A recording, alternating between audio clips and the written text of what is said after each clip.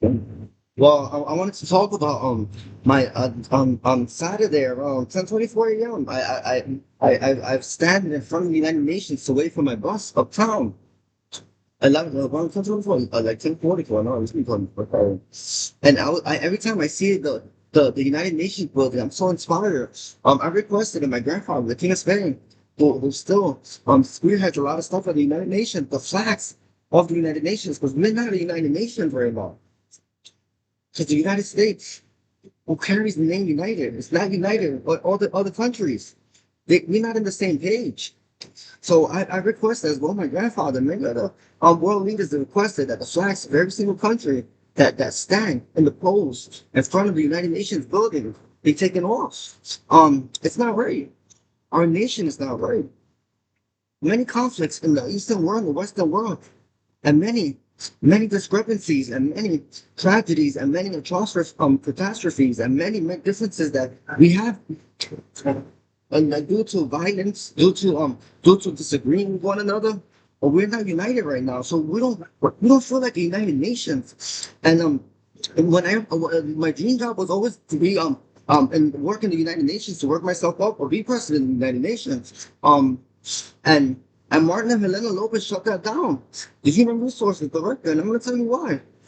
She's a racist, and she's a big racist, and she's a big homophobe, and she's a crazy bitch, you know. But I'm sorry for the French, but she's a crazy lady, and that's why I had to bring her down. Because you don't block me out of the United Nations email. I've been there. I know people there. I know many people who have worked there and worked there.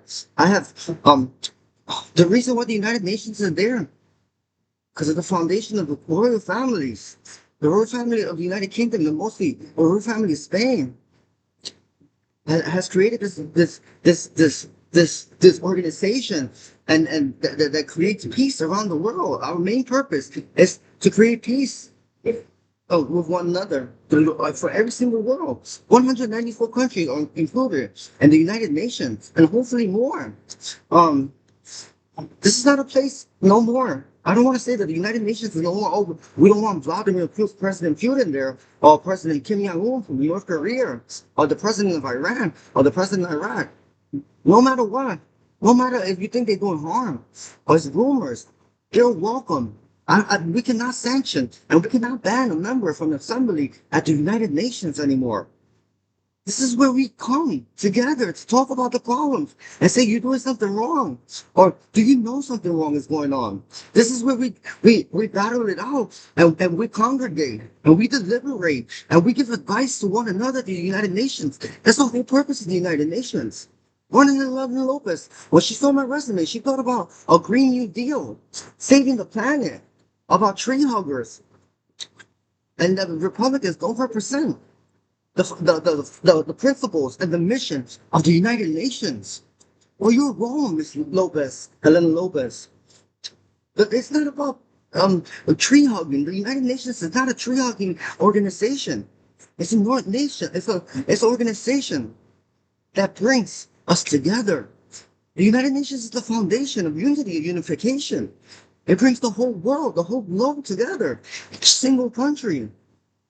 These are the people that spearhead their nations, their people, their tribes.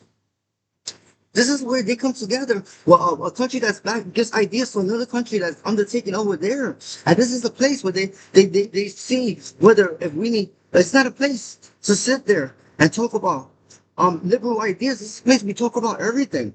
This is a social meet too. So everybody's aligned and everybody respects one another. That's the mission of the statement of world peace, respecting one another and making sure every single citizen around the world has dignity, has honor, and leaves a legacy alive, whether they're alive or not. Each nation has its own cultures, and this is where we always blame everything on cultural differences. But this is where we learn about each other's cultures, so we won't have cultural differences. That's where we teach everybody, and this is where we learn from one another. We all have learning to do. No matter what age, we all learn from one another. Um, and you're very wrong about that. I'm tired of people assuming roles and assuming point of views and viewpoints that are not true. My family, spearheaded the United Nations. My grandfather was the first president of the United Nations, Mr. Lopez. And I don't mean to talk to you, but many others will think this is for tree huggers, or for poor bunions, or for Smokey the Bears, or for Little Red Riding Hoods. This is a nation for professionals, for people with the highest degrees and the highest IQs to come together, to learn about each other's nations and to repair problems and to troubleshoot and to make peace treaty deals and to avoid conflict and bring conflict resolution. So and to bring solutions so one another to get along. There's some nations that don't get along with different races and tribes with the same thing, like all the same thing. And we try to bring that together. Some nations lack the resources which another country can help provide or help them train them to make dwellings and make more infrastructure in their country or provide better food and aliments and medicines and resources and healthcare to other nations. That's what the United Nations is about.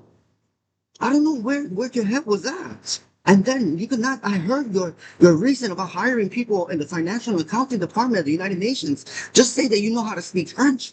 And you're very wrong. It's the whole purpose about this message. They have to speak French. France is the only country, French people. It's very important that they know French, because French people don't never mess up with finances.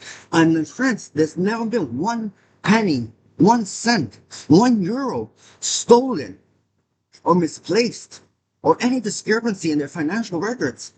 The French are very articulate and are very, very meticulous and are very, very responsible with our finances. And whoever speaks French does not steal. And now we have to go and overlook everybody that deals with finances in the United Nations because you are a crazy, crazy lady. You are crazy. French was a necessity. That's why in 1974, it created the rule. And if you deal with anything with monies or monetary instruments or anything budgeting, French has to be spoken language of fluency and the United Nations. The French don't steal. Take care. Anchor.